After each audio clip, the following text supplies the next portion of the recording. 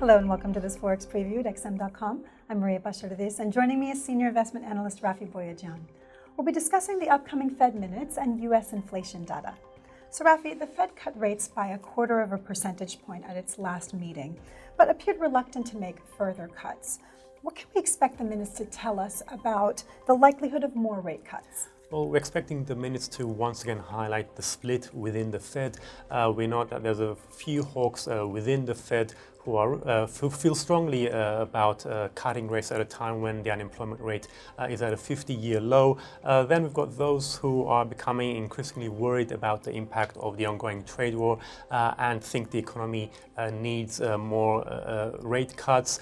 So the thing that should be watched out for is what those who are sitting on the sidelines think about the future policy path, which way they're leaning towards, whether they are also becoming more worried about the US economy and therefore would support more rate cuts, or whether they still feel confident about the outlook and don't think more rate cuts would be needed. I see.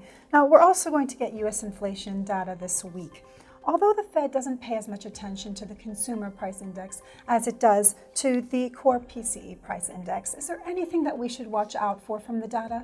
Well, we had seen the core consumer price index spike to 2.4%.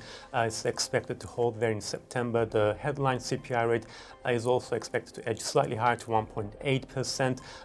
But as you said, the Fed pays more attention to the core PCE price index. So these numbers aren't expected to make much of a difference as far as Fed policy is concerned. But on the other hand, it does show that although these numbers run slightly above the PCE numbers, they're still within near the 2% target, and they're likely to reinforce the fact that inflation remains under control. So therefore, it's likely to support the argument for those calling for more rate cuts by the Fed.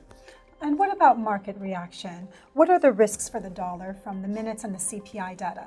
Well, we're not expecting a huge reaction in the markets. We've already heard from quite a few policymakers since the last meeting, so we know pretty much where the Fed stands as far as its policy is concerned. So if it's still possible that we could potentially see a slight shift in the bias in the minutes compared to what we got in the statement. So for example, if we were to get a somewhat more dovish minutes, that could possibly pressure the dollar. On the other hand, if we don't get a clear direction about future Fed policy from the minutes, the dollar could appreciate, especially this week. It's already had plenty of support from safe haven demand due to those trade tensions. Rafi, thanks so much for joining me. Thank you. And thanks for watching at XM.com.